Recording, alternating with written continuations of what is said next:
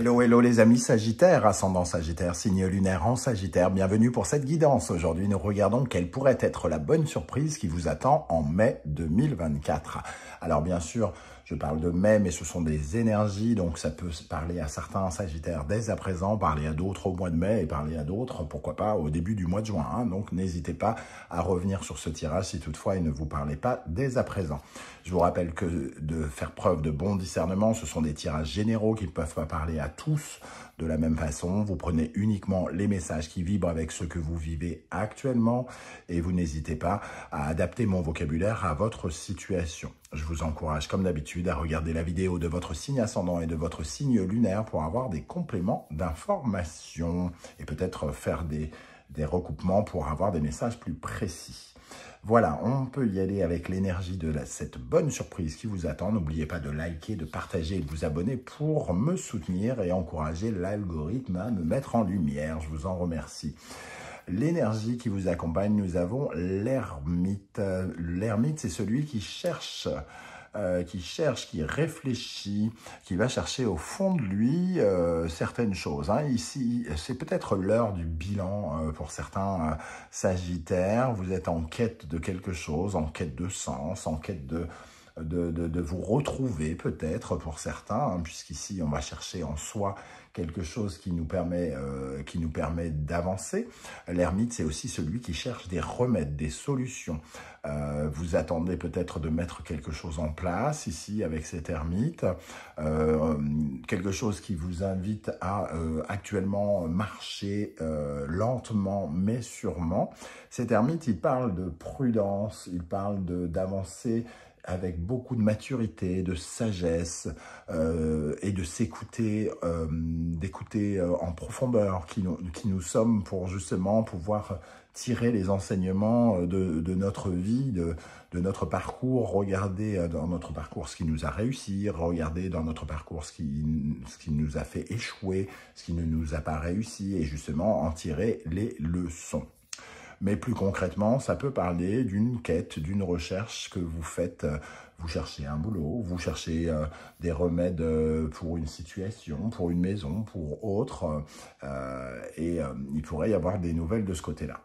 On va regarder en d'autres decks, des nouvelles, oui, il peut y avoir des nouvelles avec l'impératrice qui nous parle de communication par rapport à des démarches en cours, qui nous parlent de vos projets quelque part. Vous êtes peut-être quelque part... vous avez peut-être le sentiment d'avancer doucement, mais sûrement vers quelque chose. Et l'impératrice pourrait vous donner un coup de boost pendant ce mois de mai, puisque l'impératrice nous parle d'évolution, nous parle de progression, de bien-être aussi. Hein. Elle parle de profiter de la vie, de se sentir bien, de se sentir mieux peut-être pour certains qui allaient au ralenti. Cette impératrice, elle nous parle de courriers, de communication qui peuvent être importantes, par exemple. Donc, il peut y avoir ici des réponses ou des communications par rapport à quelque chose que l'on cherche, sur lequel on réfléchit. 9 et 3, nous avons donc le pendu. Quelque chose qui pourrait nous parler peut-être d'un blocage ou de regarder différemment un blocage justement pour pouvoir trouver un remède. Il y a l'énergie de ce pendu ici qui nous oblige à regarder une situation sous un angle différent et l'impératrice qui fait évoluer les choses. Donc, c'est un peu comme si on trouvait un moyen de s'extirper un petit peu de ce blocage. Parce qu'on tire un bilan et quelque part on a compris, on a appris et on lâche.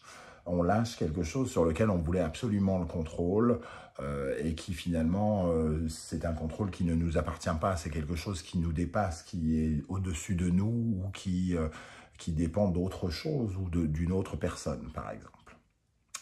On va essayer d'en savoir un peu plus ici avec les runes. Quelle bonne surprise attend les Sagittaires, ascendant Sagittaire, lune en Sagittaire au mois de mai 2024 avec l'énergie de l'ermite et de l'impératrice. Alors, n'oubliez pas que si vous désirez des renseignements pour les tirages personnalisés, vous trouverez mon adresse email dans la barre d'infos. Nous avons ici l'énergie de Uruz. Uruz, on voit cette femme forte, cette femme musclée, cette femme qui porte des haltères. Ça nous parle de conditions physiques peut-être pour certains. Alors peut-être que certains sagittaires justement sont affaiblis. L'ermite, c'est celui qui cherche des remèdes, qui a peut-être une faible forme, entre guillemets. Et l'impératrice, au contraire, elle est plutôt dans une dynamique. Hein. Elle est enjouée, elle est dynamique, elle fait ce qu'elle a à faire. Donc peut-être que justement, on retrouve une certaine forme d'énergie, beaucoup plus tournée vers le bien-être que l'introspection. On se tourne vers de nouvelles personnes ou des personnes que nous connaissons, vers des invitations pour sortir de sa grotte, peut-être pour certains d'entre vous. Et Uruz nous parle de détermination, de courage, de justement mettre de la force, j'ai envie de dire, dans la dynamique dans laquelle on se retrouve actuellement. Voilà, donc ici, il y a les efforts que l'on fait, hein, clairement, représentés ici. C'est un peu comme si on avait la force. Ok. Avec l'oracle du soleil levant, vous savez que vous retrouverez toutes les références des tarots et oracles que j'utilise dans la barre d'infos, hein, pour ceux que ça intéresse, pour ceux qui aiment les oracles tarots. Vous retrouvez la référence d'ailleurs de celui que j'ai créé. Et je peux même vous dire que j'en ai créé un deuxième qui sortira en juin. Voilà, une exclue. Allez, on regarde ce message ici. Quelle bonne surprise attend les Sagittaires avec l'ermite et l'impératrice. On a le phénix. Donc, il y a quand même une renaissance. On sent... avec cet ermite qui est un peu vieux, un peu à l'arrêt, un peu fatigué, un peu en quête de sens, un peu à l'heure du bilan, et l'impératrice qui, elle, représente au contraire la joie de vivre, le fait de jouir de la vie, quelque chose où on sort. Là, c'est vraiment la caverne, et l'impératrice, c'est vraiment être expérimenter, vivre, respirer, et ici on sent cette énergie aussi, hein. Donc il y a peut-être un changement d'énergie pour vous les amis Sagittaires pendant ce mois de mai. Une deuxième carte pour parler de cette bonne surprise qui vous attend. Le chien Hachiko. Alors, le chien Hachiko nous parle à la base d'amitié, hein, puisqu'il représente la fidélité, la loyauté, la sincérité, le fait justement peut-être d'être accompagné de personnes loyales, de personnes sincères, fidèles. Ici, entre l'ermite qui nous parle vraiment de quelqu'un de seul, et l'impératrice qui connaît beaucoup de monde, qui a beaucoup de réseaux, qui parle, qui communique, qui a beaucoup d'amis, qui répond à des invitations, etc. Il peut y avoir justement quelque chose qui se développe ici dans votre réseau, le fait de ressortir, de revivre, de ressentir la présence peut-être de personnes qui vous étaient chères, qui avaient un peu disparu pour des raisons X ou Y, ou que vous aviez laissé de côté parce que vous étiez occupé à autre chose. En tout cas, il peut y avoir une renaissance ou le retour de quelqu'un, d'un ami, qui pourrait refaire surface après avoir... après que l'un d'entre vous, vous ou l'ami, ait connu une période d'isolement, par exemple. En tout cas, il y a de la sincérité, il y a de la loyauté, il y a une énergie assez douce et délicate avec ces deux cartes, hein. Alors, avec le tarot mystique, quel message pour les Sagittaires, ascendant Sagittaire, lune en Sagittaire? Quelle bonne surprise vous attend avec l'ermite et l'impératrice? Avec l'ermite et l'impératrice, quelle bonne surprise vous attend en mai? Valet de coupe. On voit hein, cette notion d'amour ici, quelque chose qui fait du bien, qui fait plaisir, on se sent aimé, à nouveau, j'ai envie de dire, presque plus que... c'est plutôt la notion de à nouveau. qui me vient à l'esprit. Hein. C'est pas, je ressens pas l'énergie entre guillemets d'un nouvel amour. Ça peut peut-être parler à quelques-uns d'entre vous, mais ça parle plutôt du retour d'un sentiment de légèreté, d'une certaine forme de guérison par rapport aux liens, au relationnel. Le 10 d'épée, voilà, il y a une certaine forme de guérison par rapport à une période qui a été complexe pour vous. Hein. Une 10 d'épée, on a un peu souffert, on s'est posé beaucoup de questions, on s'est torturé l'esprit, alors soit concernant une personne, soit parce que la vie nous a un peu torturé, nous a trituré de partout, j'ai envie de dire, avec ses 10 mains. Le sentiment peut-être d'avoir été trahi par certains amis, il nous a écartés des autres. Et ici, il y a un sentiment quand même qu'on arrive à la fin d'une étape avec le 10. Et le cavalier d'épée, on retrouve une dynamique ici de communication. Le cavalier d'épée, il nous apporte des communications, on reçoit des messages. Hein. Il y a, avec cette notion de l'impératrice, du valet de coupe et du cavalier d'épée, le sentiment quand même qu'on reçoit un message qui fait plaisir, qui va nous réchauffer le cœur. Alors, ce n'est pas forcément un message d'amour, hein, ça peut être un message qui fait juste, qui réchauffe le cœur, qui nous donne le sentiment de nous sortir de la solitude aussi. Et qui est forcément le bienvenu, j'ai envie de dire. Le cavalier d'épée, c'est une certaine quête de vérité aussi, peut-être de sortir ici d'un sentiment qu'on avait beaucoup d'illusions, qu'on a été trahi ou qu'on a subi des mensonges. Et ici, le cavalier d'épée, c'est celui un peu qui découvre les choses, qui regarde la vérité en face, ou qui veut la découvrir en tout cas. Alors, avec l'héritage, le Normand qu'on m'a gentiment envoyé et qui vient de sortir, avec vraiment un travail très intéressant qui a été fait dessus. Nous avons ici, sur le valet de coupe, nous avons la dame de carreau. Et donc, la dame de carreau, ici, qui est représentée par le renard. Hein, pardon, je vais y arriver.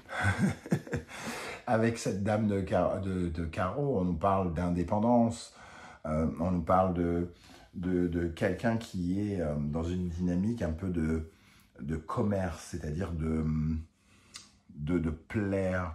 Le valet de coupe, il y a quelque chose un peu comme si on essayait de se vendre peut-être, hein, ça va peut-être vous parler comme ça, comme si on essayait de se vendre. Alors, c'est pas, on s'est senti peut-être isolé, vous êtes peut-être isolé avec cette dame qui peut donner le sentiment d'avoir eu une rivale aussi, parce que il y a cette notion avec la dame de carreau, elle peut représenter une rivale. Pour moi, elle représente aussi quelqu'un qui est prêt à tout pour réaliser ses objectifs. Et ici, le valet de coupe, il y a quelque chose qui guérit. Alors, soit la personne revoit sa méthodologie, ou soit vous guérissez en ouvrant les yeux sur l'attitude rusée, un peu égoïste de quelqu'un, et vous réussissez à vous ouvrir, à comprendre certaines choses avec l'ermite ici, qui vous épanouissent, qui vous permettent au contraire de vous émanciper et de vous sentir plus léger, hein, plus légère. Qu'est-ce qu'on a avec le 10 d'épée pour les Sagittaires, avec le 10 d'épée? Le valet de trèfle. On nous parle bien de nouvelles. Hein. Le valet de trèfle, c'est justement la nouveauté. Il représente l'enfant de quelque chose qui arrive vers vous, qui est nouveau, qui apporte des messages, très probablement.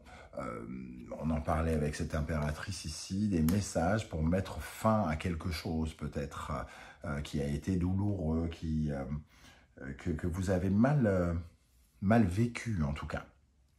Et c'est un peu une certaine forme de renaissance. On se sent là tout à coup beaucoup mieux entouré ou quelque chose en tout cas qui apporte des énergies nouvelles, beaucoup plus soutenantes. On se sent peut-être plus soutenu justement par rapport à une épreuve. Avec le cavalier d'épée, nous avons le 10 de cœur et le jardin ici. Hein. Donc, il y a vraiment ce sentiment, effectivement, qu'on est beaucoup plus soutenu tout à coup.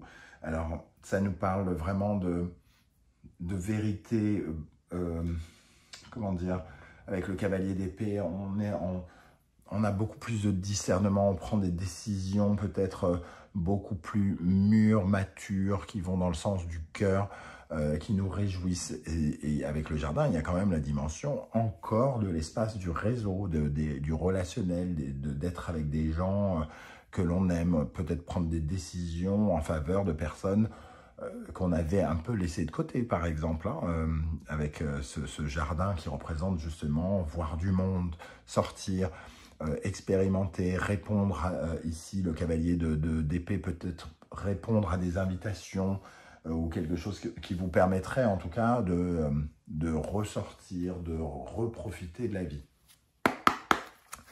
On termine avec la sagesse de l'oracle pour les Sagittaires.